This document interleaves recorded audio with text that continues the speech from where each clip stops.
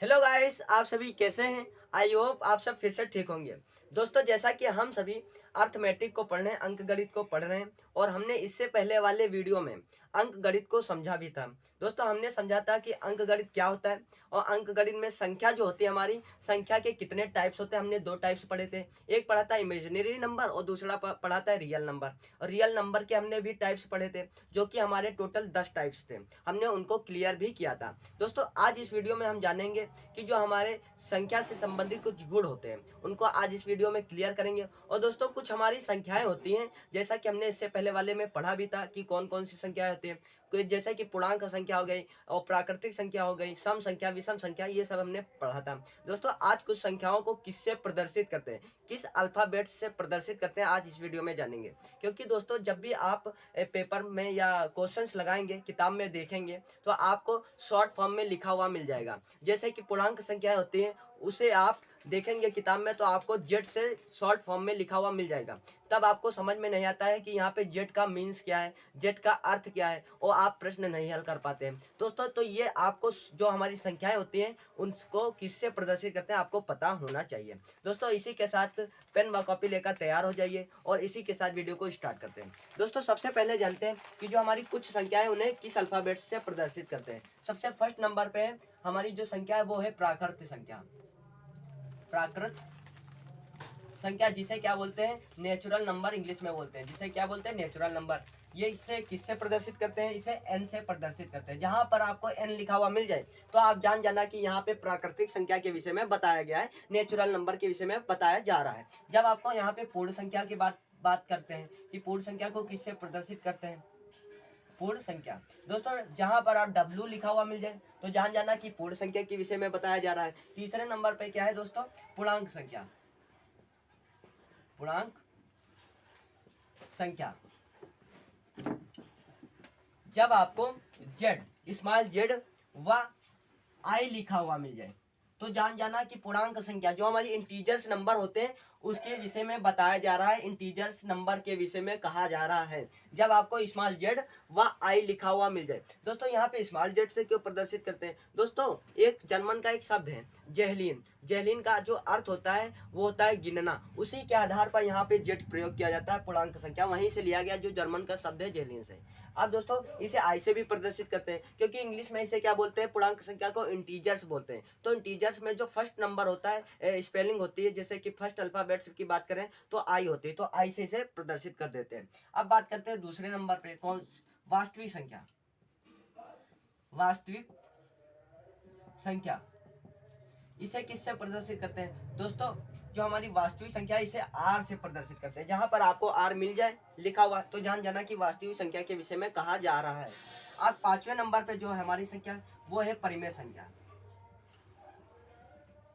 परिमेय संख्या, और इसे किससे प्रदर्शित करते हैं दोस्तों, इसे क्यू से प्रदर्शित करते हैं। किससे, क्यू से। दोस्तों, ये संख्याएं आपको पता होनी चाहिए, जिसे प्रदर्शित करते हैं कुछ अल्फाबेट्स से। जैसे प्राकृतिक संख्या एन, पूर्ण संख्या डब्ल्यू से, पूर्णांक संख्या जेड से, और वास्तविक संख्या आर से, और परिमेय संख्या क्यू से प्रदर्शित करते हैं। ये चीजें आपको पता होनी चाहिए, जो कि आपको एग्जाम में व जो अन्य क्वेश्चन को करने में मदद करेंगे। जैसे कि जब आप सम्मिश्र संख्याएं पढ़ेंगे, तो वहां पे पूर्णांक संख्या होती, जो वहां पे आपको स्मॉल जेड में लिखा हुआ मिल जाएगा। तब आपको नहीं समझ में आएगा कि अब हमें क्या करना है। तो आपको क्यों, यदि ये पता होगा कि पूर्णांक संख्या को जेड से प्रदर्शित करते हैं, तो आपको क्लियर हो जाएगा, हाँ, कि यहाँ पे जेड है, जो वो पूर्णांक संख्या के विषय में बताया जा रहा है। इस तरह आपको शॉर्ट फॉर्म में लिखा हुआ मिल जा सकता है। दोस्तों, अब हम बात करते हैं कि जो हमारे जो संख्याओं के गुण होते हैं, संख्या से संबंधित गुण, उनको क्लियर करते हैं। जो हमारे ये गुण होंगे ना दोस्तों, ये 9th 10th 11th 12th आपको मिलेंगे वहां पर। तो ये आपको गुण पता होने चाहिए, लेकिन टॉपिक के आधार पर अलग अलग मिलेंगे, लेकिन आपको जो नियम होगा वही रहेगा। तो चलो जानते हैं हमारे कौन कौन से गुण हैं संख्या से संबंधित। तो दोस्तों, अब बात करते हैं कुछ संख्या से संबंधित गुणों पर। तो किससे, संख्या से संबंधित गुण, संख्या से संबंधित गुणों, गुण। तो दोस्तों, सबसे फर्स्ट नंबर पे जो हमारा गुण है, वो है क्रम विनिमय नियम। कौन सा है, क्रम विनिमय विनिमय नियम। और जिसे इंग्लिश में क्या बोलते हैं, जिसे इंग्लिश में कॉम्यूटेटिव बोलते हैं, कॉम्यूटेटिव ला, क्रम विनिमय नियम। दोस्तों यहाँ पे जैसा कि इसके नाम से ही पता चल रहा है, क्रम विनिमय नियम। जैसे कि हम क्या करते हैं, गिनतियां पढ़ते हैं, तो गिनतियां का जो क्रम होता है, एक के बाद दो आता है, दो के बाद तीन आता है, ये क्या होता है, ये गिनती का क्रम होता है, अंकों का क्रम होता है। जिस प्रकार हम जो अल्फाबेट से पढ़ते हैं, ABCD पढ़ते हैं, तो उसमें क्या होता है, ए के बाद बी ही आता है, बी के बाद सी आता है, तो ये हमारा क्या होता है, ये क्रम होता है। तो क्रम को जब हम क्या करते हैं, पलट देते हैं, वो क्या होता है, क्रम विनिमय होता है। चलो समझते हैं कि कैसे। दोस्तों क्रम विनिमय नियम क्या होता है, चलो इसको समझते हैं। मैथ से रिलेटेड ये समझेंगे। मान लो हमने यहाँ पे 2 लिख लिया और प्लस में क्या कर दिया 3। ये किसके लिए हम प्रयोग कर रहे हैं, हम जोड़ के लिए प्रयोग कर रहे हैं। किसके लिए, जोड़ के लिए। तो दोस्तों 2 प्लस कितना होता है, 3 होता है, क्रम से लिखा हुआ ये। जब हम इसके क्रम को परिवर्तित कर देंगे, इसको यहाँ पे ले आएंगे, इसको यहाँ पे ले आएंगे, तो क्या हो जाएगा, 3 प्लस 2 हो जाएगा। तो यही क्या हो गया, क्रम को विनिमय कर दिया, पलट दिया। इसी को क्या कहते हैं, क्रम विनिमय नियम कहते हैं। दोस्तों क्या ये क्रम विनिमय नियम का पालन कर रहा है, जोड़ है, जोड़ क्या क्रम विनिमय नियम का पालन करता है, इस पे बात करते हैं। दोस्तों जब हम 2 और 3 को जोड़ेंगे कितना आएगा, आप कहेंगे को जब हम 2 और 3 को जोड़ेंगे तो 5 आएगा। चलो ठीक है, बराबर का चिन्ह लगाया, पलट दिया, क्रम विनिमय कर दिया। जब हम 3 और 2 को जोड़ेंगे तब कितना आएगा, तब भी आप कहेंगे कि 5 ही आएगा, हमारा आंसर 5 आएगा। तो दोनों तरफ क्या आ रहा है, आंसर बराबर ही आ रहा है, इधर भी 5 आ रहा है, उधर भी 5 आ रहा है, अर्थात जोड़ के लिए हमारा क्रम विनिमय नियम लागू होता है। कॉम्यूटेटिव ला है जो हमारा लागू होता है जोड़ के लिए, क्योंकि हमने संख्या को परिवर्तित किया तब भी हमारे आंसर में कोई फर्क नहीं पड़ा। चलो एक और लेकर देखते हैं। मान लो यहाँ पे लिख दिया 4 और प्लस 5 बराबर में, इसे जब पलटेंगे, इधर उधर करेंगे, क्रम को विनिमय कर देंगे, तो यहाँ पे क्या हो जाएगा, 5 प्लस 4, यहाँ पे कितना आएगा, 4 5, आप कहेंगे कि 9 होता है। चलो ठीक है, यहाँ पे 5 प्लस 4 कितना होगा, आप कहेंगे कि फिर से 9 ही होता है। तो यहाँ पे क्या हो रहा है, समान आ रहा है संख्या, इसको भी जोड़ लें तब भी वही आ रहा है, इसको भी जोड़ लें तब भी वही आ रहा है, अर्थात जोड़ के लिए हमारा क्रम विनिमय नियम लागू होता है, मतलब फॉलो करता है। तो जोड़ के लिए क्रम विनिमय नियम लागू होता है। अब बात करते हैं घटाने के लिए। किसके लिए, घटाने के लिए क्या हमारा घटाने में क्रम विनिमय नियम लागू होता है, घटाने के लिए। दोस्तों अब इस पे बात करते हैं। मान लो यही हम प्रश्न लेते हैं और यहाँ पे क्या करना है, प्लस की जगह पे माइनस कर देना है। चलो ठीक, देखते हैं। यहाँ पे जब हमने 2 लिखा और माइनस का लिख दिया, 3 लिख दिया, बराबर का चिन्ह लगाया, क्या होगा, क्रम विनिमय नियम पढ़ना है तो इसको पलट देंगे, तो यहाँ पे क्या हो जाएगा, क्रम को विनिमय कर देंगे। तो यहाँ पे 3 इधर आ गया और 2 उधर चला गया और चिन्ह वही जगह लगा रहेगा। अब इसको हम घटाएंगे, चलो घटाते हैं। जब हमारा 2 से 3 जाएगा तो कितना बचेगा, आप कहेंगे कि 2 से 3 जाएगा तो माइनस का 1 बचेगा, कितना, माइनस का 1। चलो ठीक है, बराबर का चिन्ह लगा दिया।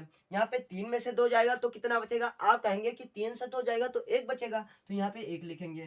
तो यहाँ पे क्या दोनों तरफ बराबर संख्या आ रही है, हमारा आंसर जो है बराबर आ रहा है। तो आप कहेंगे कि नहीं, दोनों तरफ बराबर नहीं आ रहा है, क्योंकि इधर माइनस की संख्या है और इधर प्लस की संख्या है।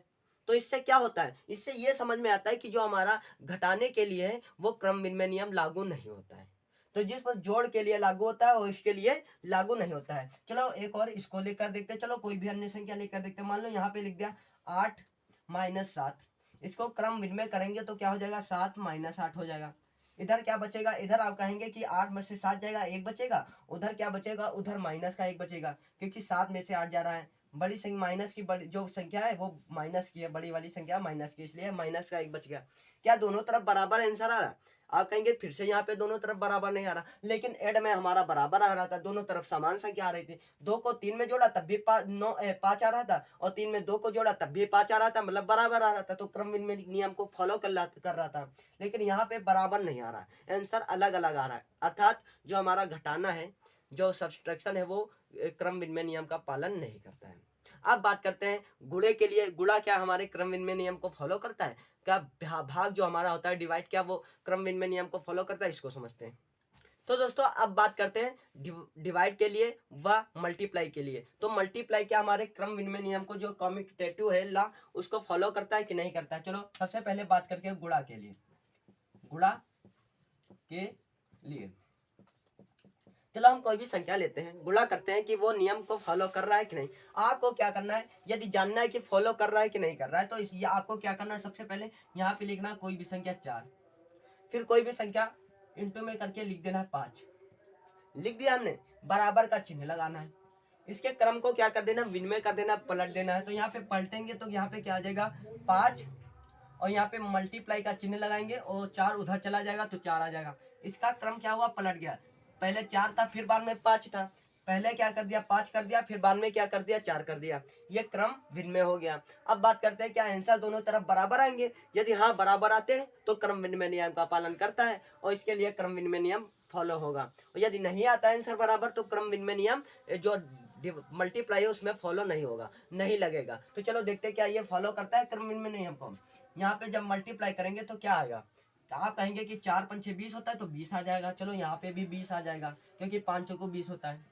दोनों तरफ क्या आ रहा है, आंसर हमारा बराबर आ रहा है, अर्थात जो हमारा मल्टीप्लाई है वो क्रम विनिमय नियम को फॉलो करता है। आपको ध्यान में रखना है। यदि आपको नहीं समझ में आता कि कैसे जानेंगे तो आपको क्या करना है, सिंपल संख्या लेनी है और पलट के देखना है। यदि आंसर बराबर आ रहा है तो क्रम विनिमय नियम लगेगा इसमें, और नहीं आ रहा है तो नहीं लगेगा। चलो दूसरी संख्या लेते, चलो यहाँ पे ले लेते हैं, मान लो 2 और 5 बराबर में 5 2 कर देंगे इसको, 5 दूनी 10 बराबर 5 दूनी 10, आंसर बराबर आ रहा है, क्रम विनिमय नियम को फॉलो कर रहा है। चलो अब हम बात करते हैं भाग के लिए। किसके लिए, भाग के लिए।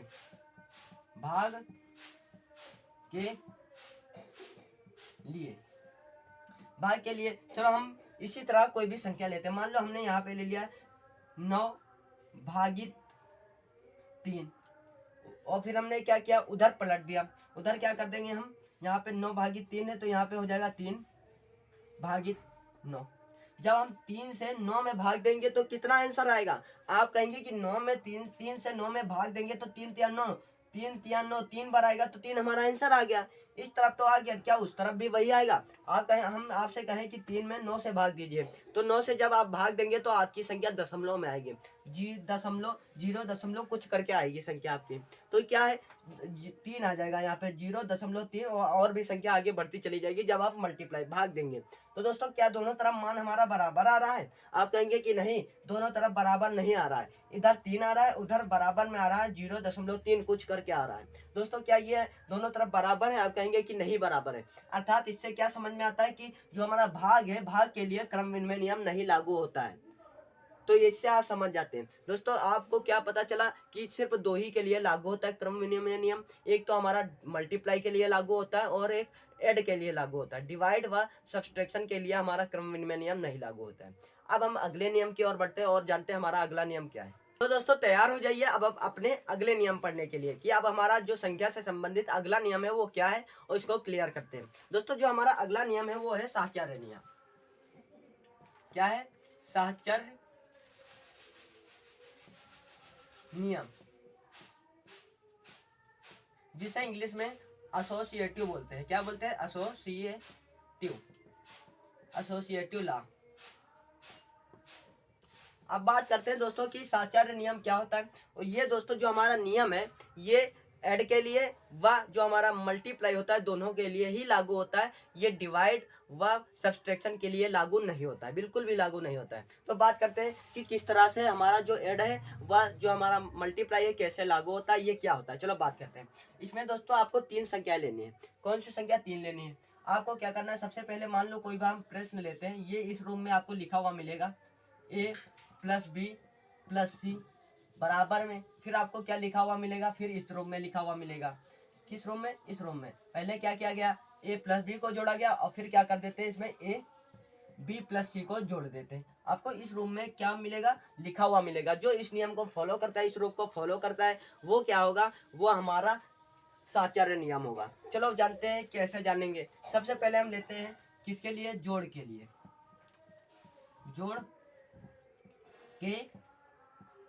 जोड़ के लिए लेते हैं। तो सबसे पहले देखते हैं क्या जोड़ के लिए ये नियम लागू हो रहा है। हाँ देखते हैं चलो। तो यहाँ पे क्या करते हैं, कोई भी संख्या लेते हैं। एक ही जगह पे हम क्या ले लेंगे, एक ही जगह पर हम मान लो 2-3 संख्या ले लेते हैं। मान लो यहाँ पे हमने लिया 2 + 4 और प्लस ले लिया 5। सबसे पहले क्या करना है आपको इन 2 संख्या को जोड़ लेना है, फिर बाद में इसको जोड़ना है। क्योंकि इसमें जब ब्रैकेट लगा देते हैं, छोटा ब्रैकेट जो होता है हमारा, तो उसको सबसे पहले जोड़ते हैं। फिर हमें क्या करना है, फिर आपको क्या करना है, पहले 2 लिख देना है और फिर बाद में क्या करना है, 4 + 5 को जोड़ देना है, इस रूम में लिख लेना है। हमने लिख लिया। अब क्या ये साचार्य नियम को फॉलो करता है, इसको देखते हैं। इसमें पहले क्या करेंगे, 2 और 4 को जोड़ेंगे। 2 4 कितना होता है, आप कहेंगे कि 6 होता है, चलो ठीक।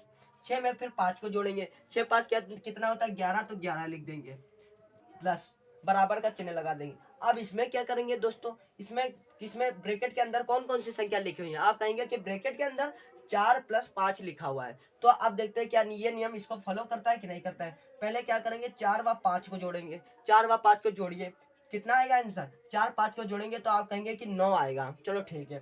फिर बाद में किसको जोड़ना है, फिर 2 को जोड़ना है, तो 9 2 कितना होता है, 11 होता है, 11 लिख देंगे। क्या दोनों तरफ संख्या बराबर आ रही है, आप कहेंगे कि हाँ, दोनों तरफ जो हमारा आंसर है 11 11 आ रहा है। तो क्या ये साचार्य नियम का क्या करता है, फॉलो करता है, जो हमारा जोड़ है। तो जोड़ के लिए साचार्य नियम लागू होता है, इससे यह पता चल जाता है। क्योंकि हमने यहाँ पे पहले क्या किया, 2 + 4 किया, फिर 5 को जोड़ा, और फिर हमने क्या किया, पहले 4 + 5 को जोड़ा, फिर 2 को जोड़ा। तो जैसा कि यहाँ पे लिखा हुआ है जो हमारा नियम है, तो इस नियम को फॉलो कर रहा है, अर्थात जो हमारा जोड़ है इसके लिए हमारा जो नियम है वो लागू होता है। अब बात करते हैं कि उसके विषय में, गुणा जो होता है, गुणे जो मल्टीप्लाई के लिए ये लागू होता है कि नहीं लागू होता है। दोस्तों जो हमारा ये नियम है, ये सब्सट्रैक्शन व डिवाइड के लिए लागू नहीं होगा। तो दोस्तों अब बात करते हैं गुणा के लिए, मल्टीप्लाई के लिए। गुणा के लिए हम कोई भी फिर से प्रश्न लेते हैं। मान लो हमने यहाँ पे ले लिया, मान लो यहाँ पे हमें संख्या दी गई है 2 गुणा 5 गुणे 3, ये हमारी क्या है, ये संख्या है। हमें क्या करना है, सबसे पहले इसका मल्टीप्लाई कराना है ब्रैकेट लगा के, फिर उसके साथ कराना है, बराबर में लगाना है चिन्ह, फिर क्या करना है, 2 लिख देना जैसा कि यहाँ पे लिखा हुआ है। फिर क्या करना है, 5 व 3 का मल्टीप्लाई कराना है, 5 व 3 का। यदि हमारा दोनों तरफ आंसर आता है समान रूप से, तो मतलब कि गुणा है जो इस नियम को फॉलो करता है, वरना नहीं करता है। चलो देखते हैं।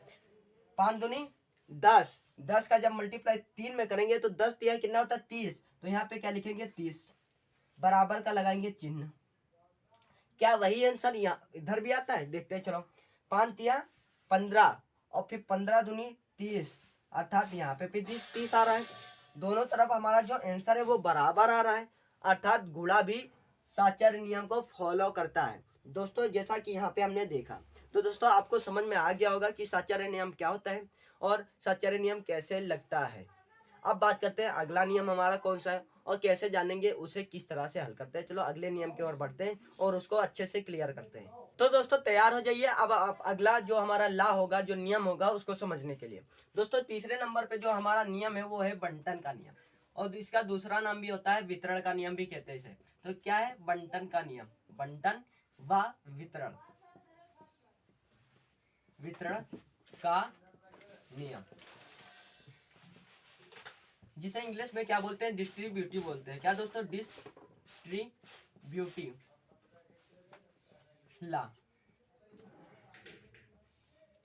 तो दोस्तों बात करते हैं ये बंटन का नियम क्या होता है, जो नियम क्या होता है, ये किस तरह से जानेंगे कि बंटन का नियम कहाँ फॉलो हो रहा है, नहीं हो रहा है। दोस्तों जब भी आपको संख्या इस रूप में लिखी हुई मिले, ए ब्रैकेट के अंदर बी प्लस सी, बराबर में क्या होगा, बराबर में आपको लिखा हुआ मिलेगा ए बी प्लस ए सी, ये दोनों क्या होने चाहिए, बराबर दोनों तरफ मान प्राप्त होने चाहिए। तो वो नियम उसके लिए जो हमारा बंटन का नियम है फॉलो होता है, प्लस है चाहे माइनस के लिए हो, चाहे गुणा व भाग के लिए हो। चलो देखते हैं, सबसे पहले बात करते हैं जोड़ के लिए, जोड़ के लिए, जोड़ के लिए। दोस्तों क्या जोड़ के लिए हमारा नियम फॉलो होता है, चलो इसको समझते हैं। जब भी आपको संख्या किस रूम में होनी चाहिए, इस रूम में लिखी हुई होनी चाहिए। हम लेते हैं यहाँ पे कोई भी संख्या, मान लो यहाँ पे ले लेते हैं 2, और ब्रैकेट के अंदर क्या होना चाहिए, जोड़ होना चाहिए। तो जोड़ के लिए यहाँ पे कोई भी संख्या ले लेते हैं 3 और प्लस 4, हमने ये लिख लिया। अब बराबर क्या करेंगे, बराबर इस रूम में लिखेंगे। पहले 2 का मल्टीप्लाई 3 में करेंगे, 2 गुणे क्या हो जाएगा, 3 हो जाएगा, जैसा कि यहाँ पे लिखा हुआ है। फिर क्या करेंगे, प्लस का चिन्ह लगाएंगे, प्लस का है। फिर 2 का मल्टीप्लाई 4 में करेंगे, जैसा कि ऊपर किया गया, ए का मल्टीप्लाई सी में, तो 2 का मल्टीप्लाई 4 में। क्या दोनों तरफ मान बराबर प्राप्त होता है, तो हमको पता चल जाएगा कि हाँ ये किसका फॉलो करता है, ये बंटन के नियम को फॉलो करता है, जोड़। तो यहाँ पे गुणा करते हैं, चलो इसको हल करते हैं। 3 4 कितना होता है, आप कहेंगे 3 और 4, 3 4 तो 7 होता है, चलो ठीक है। 7 का मल्टीप्लाई 2 में करते हैं, 7 दूनी कितना हो जाएगा 14, तो यहाँ पे क्या आ जाएगा 14 आ जाएगा बराबर। अब इसको हल करते हैं, 2 तिया कितना होता है 6 होता है, ठीक, चलो प्लस का चिन्ह लगाए। और 4 दूनी कितना होता है 8 होता है, चलो ठीक। 8 और 6 को जोड़ेंगे कितना आएगा, आप कहेंगे कि 14 आएगा। तो यह दोनों तरफ क्या हो रहा है, मान बराबर प्राप्त हो रहे हैं, अर्थात जो हमारा बंटन का नियम है वो जोड़ के लिए लागू होता है। इससे हमें क्या समझ में आ गया, बंटन का नियम जोड़ के लिए लागू होता है। अब बात करते हैं हम घटाने के लिए। घटाने के लिए चलो हम यहाँ पे कोई भी संख्या लेते हैं, मान लो ले लिया 3, ब्रैकेट के अंदर क्या लिख दिया 4 गुणे 2, बराबर का चिन्ह लगा दिया। फिर हमने क्या लिख दिया, दूसरी तरफ लिख दिया 3 का मल्टीप्लाई 4 में करेंगे तो 3 गुणा 4, माइनस कर दिया। फिर 3 का मल्टीप्लाई 2 में करेंगे तो क्या आ जाएगा 3 गुणे 2। इस रूप में हमने लिख लिया। अब हमें क्या करना है, इसे हल करना है। 4 में से 2 जाएगा, कितना बचेगा, 4 में से 2 जाएगा 2 बचेगा, और 2 का मल्टीप्लाई 3 में करेंगे तो कितना आंसर आएगा, 2 का मल्टीप्लाई 3 में करेंगे तो 6 आंसर आएगा। तो यहाँ पे क्या लिखेंगे 6, बराबर का चिन्ह लगा दिया। अब 4 व 3 का मल्टीप्लाई करेंगे तो कितना आंसर आएगा, 4 तिया 12 होता है तो 12 लिख लिया। माइनस का चिन्ह लगाए तो माइनस का चिन्ह लगा लेंगे। फिर 3 दूना कितना होता है, 3 दूना आप कहेंगे कि 6 होता है, 6 लिख लिया। 12 में से 6 जाएगा तो कितना बचेगा 6, दोनों तरफ क्या हो रहा है 6 6 बराबर आ रहे हैं, अर्थात जो हमारा घटाने के लिए बंटन का नियम लागू होता है, घटाने के लिए भी। तो यहाँ पे क्या लिखेंगे, बंटन का नियम घटाने के लिए भी लागू होता है। क्या गुणे के लिए लागू होता है, क्या भाग के लिए लागू होता है, इसको समझते हैं। जो दोस्तों हमारा बंटन का नियम है वो गुणे व भाग के लिए लागू नहीं होता है। चलो देखते हैं क्यों। यहाँ पे जैसा कि हमने लिख लिया कोई भी प्रश्न, यहाँ पे 2 लिखा है, गुणे में संख्या लिख ली, ब्रैकेट के अंदर मान लो हमने लिख लिया 2 गुणे 3, और यहाँ पे ये गुणा होता है, गुणे में लगा हुआ है, बराबर 2 का मल्टीप्लाई 2 के साथ करेंगे सबसे पहले, तो 2 दूना कितना हो जाएगा 2 गुणे 2, फिर गुणे का चिन्ह है, फिर लगा लेंगे गुणे का चिन्ह, और फिर 2 का मल्टीप्लाई 3 में करेंगे 2 और गुणे 3, ये बड़ा सा चिन्ह लगा लिया इसके लिए। अब 2 तिया कितना होता है 6 होता है, और 6 दूनी कितना हो जाएगा 12 हो जाएगा, चलो ठीक है। 4 दूनी 8, 2 तिया 6, और 6 8 का 6 के साथ मल्टीप्लाई करेंगे तो कितना आएगा 8 5 40 अच्छा 48, जो कि दोनों तरफ बराबर नहीं आ रहा है, अर्थात जो हमारा गुणे के लिए बंटन का नियम लागू नहीं होता है। किसके लिए, गुणा के लिए बंटन का नियम लागू नहीं होता है। चलो अब बात करते हैं क्या भाग के लिए लागू होता है। दोस्तों भाग के लिए भी लागू नहीं होता है, क्योंकि हमारा इसी तरह से इसमें भी आंसर आएगा। तो भाग के लिए भी चलो देखते हैं, यही संख्या लेकर देखते हैं। 2 लगाया और यहाँ पे लिख लिया हम, यहाँ पर मान लो यहाँ पे लिख लेते हैं 4 भागित 2। फिर क्या करते हैं, इसमें भाग देते हैं, 2 का गुणा किस में करेंगे 4 में, तो 4 दूनी क्या हो जाएगा 8 हो जाएगा, चलो ठीक है। फिर क्या करेंगे 2 का 4 दूनी 8, यहाँ पे चलो लिख लेते हैं जिससे आपको आसानी हो, 2 गुणे 4 भागित, जब 2 का गुणा इसमें 2 का करेंगे तो 4 आएगा, चलो इसको भी लिख लेते हैं 2 गुणे 2। अब इसको हल करते हैं, 2 का जब 4 में भाग देंगे तो कितना आंसर आएगा, 2 का 4 में भाग देंगे तो 2 आएगा, 2 दूनी 4, और 2 का 2 में मल्टीप्लाई करेंगे तो 4 फिर से आ जाएगा, 2 दूनी 4 2 आ गया, और 2 दूनी 4 हो जाएगा बराबर में। अब यहाँ पे हल करते हैं, 4 दूनी कितना होता है 8 होता है, भागित का चिन्ह, और 2 दूनी कितना होता है 4, 2 दूनी कितना होता है 4 होता है।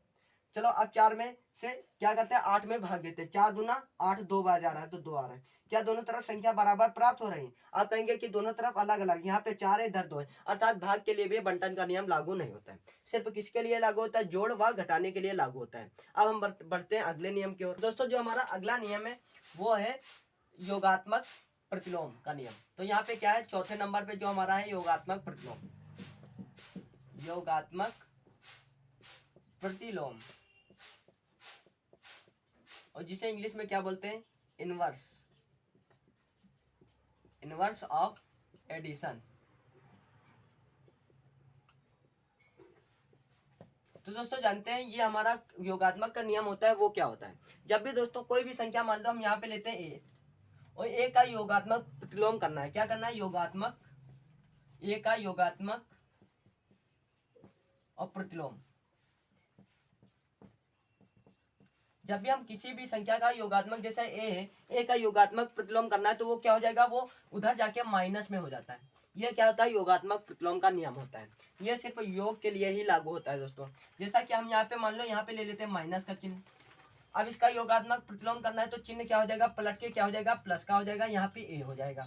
दोस्तों इसमें यही होता है, जब भी कोई भी संख्या लेते हैं उस योगात्मक प्रतिलोम में क्या होता है, उसका चिन्ह बदल जाता है। मान लो यहाँ पे हमने ले लिया 2, योग 2 का योगात्मक प्रतिलोम करना है तो क्या हो जाएगा, बराबर में आ जाएगा -2। ये क्या होता है, योगात्मक प्रतिलोम होता है, उसको पलट देते हैं, उसका चिन्ह को बदल देते हैं। यहाँ पे मान लो हमने -2 कर लिया, इसका योगात्मक प्रतिलोम करने के लिए कहा जाए तो आपको क्या करना है, इसका चिन्ह बदल देना है, बराबर होता है ये क्या होता है, हमारा योगात्मक प्रतिलोम होता है। अब इसी तरह हम एक हमारा होता है गुणात्मक प्रतिलोम, इनवर्स ऑफ होता है मल्टीप्लीकेशन। चलो उसको जान लेते हैं। अब हमारा जो 5वें नंबर पे नियम है वो क्या है, गुणात्मक प्रतिलोम। गुणात्मक प्रतिलोम, इसे क्या बोलते हैं इंग्लिश में, इसे बोलते हैं इनवर्स ऑफ मल्टीप्लिकेशन। जैसा कि वहां पे एडिशन था, यहाँ पे मल्टीप्लिकेशन।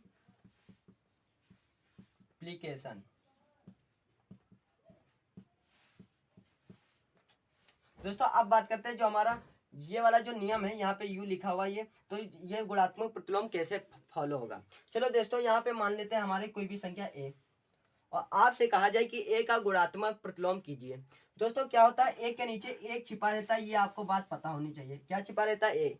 जब भी हम कोई भी संख्या का गुणात्मक प्रतिलोम करते हैं, जो तो ऊपर वाली संख्या क्या होती है, नीचे चली जाती है, और नीचे वाली संख्या ऊपर आ जाती है, गुणात्मक प्रतिलोम हो जाता है। दोस्तों करके देखते हैं। चलो यहाँ पे ए हो, ए का कहा गया कि गुणात्मक प्रतिलोम कीजिए, तो ए के नीचे क्या छिपा रहता है, एक छिपा रहता है। एक क्या होगा, ऊपर चला जाएगा, और जो ए है वो नीचे आ जाएगा। यह क्या हो गया, ये हमारा गुणात्मक प्रतिलोम हो गया ए का। चलो इसी तरह कोई भी संख्या लेते हैं, मान लो यहाँ पे हम ले लेते हैं, यहाँ पे मान लेते 2/3 दिया गया, और कहा गया कि 2/3 का गुणात्मक प्रतिलोम कीजिए। तो क्या करना पड़ेगा, यहाँ पे संख्या को पलट देना है, गुणात्मक प्रतिलोम हो जाएगा। चलो पलटते हैं, 3 ऊपर चला जाएगा और 2 क्या होगा, नीचे आ जाएगा। ये हमारा क्या हो गया, गुणात्मक प्रतिलोम हो गया किसका, 2/3 का। आपको समझ में आ गया होगा कि योगात्मक प्रतिलोम व गुणात्मक प्रतिलोम क्या होता है। योगात्मक प्रतिलोम में संख्या का चिन्ह बदल जाता है, प्लस की माइनस में हो जाती है, माइनस की प्लस में हो जाती है। गुणात्मक प्रतिलोम में क्या होता है, संख्या पलट जाती है, अंश का हर में चला जाता है मान, और हर वाली संख्या अंश में आ जाती है। तो यहाँ पे हमने देख भी लिया, 2/3 था, 3 जो हमारी हर वाली संख्या थी वो अंश में चली गई, और अंश वाली संख्या हर में आ गई। यही हमारा क्या होता है, गुणात्मक प्रतिलोम होता है। अब एक और हमारा नियम बाकी है, उसको जानते हैं कि हमारा नियम वो कौन सा है, और कैसे जानेंगे कि वो नियम किस तरह से फॉलो होता है। जो हमारा दोस्तों अगला नियम है वो है तस्मक। क्या है, जो हमारा 6ठे नंबर पे है वो तस्मक का नियम है। क्या, तस्मक, तस्मक नियम, जिसे इंग्लिश में क्या बोलते हैं, आइडेंटिटी, आइडेंटिटी ला। तो बात करते हैं ये हमारा कौन सा नियम होता है और कैसे जानेंगे कि ये नियम फॉलो हो रहा है। दोस्तों जब भी हम जोड़ के लिए बात करें कि जोड़ के लिए ये नियम लगेगा, कैसे लगेगा, कैसे जानेंगे। तो जोड़ के लिए मान लो यहाँ पे हमारी कोई भी संख्या ए दी गई है, और कहा जाए इसमें तस्मक का नियम प्रयोग कीजिए। अच्छा बताइए कि ए में क्या जोड़ें कि इसके मान में कोई भी परिवर्तन ना हो। ए में क्या जोड़ा जाए कि इसके मान में कोई परिवर्तन ना हो, क्योंकि ये जोड़ के नियम लिए लागू हो रहा है। आप कहेंगे कि इसके मान में क्या जोड़ा जाए, आप कहेंगे कि इसके मान में 0 जोड़ दो, कोई परिवर्तन नहीं होगा। चलो 0 जोड़ते हैं, तो यहाँ पे 0 जोड़ दिया, क्या इसके मान में कोई परिवर्तन नहीं होगा। चलो हल करके देखते हैं। तो यहाँ पे चाहे यहाँ पे 0 पहले जोड़ो चाहे बाद में जोड़ो, इससे कोई फर्क नहीं पड़ेगा, चाहे ये कर लो, ठीक। ये क्रम भिन्न में होता है। चलो हमारा आंसर क्या आएगा देखते हैं। जब हम आंसर देखेंगे तो हमारा ए प्राप्त होगा, क्योंकि 0 में ए को जोड़ेंगे ए ही आएगा। चलो इसी तरह कोई भी संख्या को लेकर देखते हैं।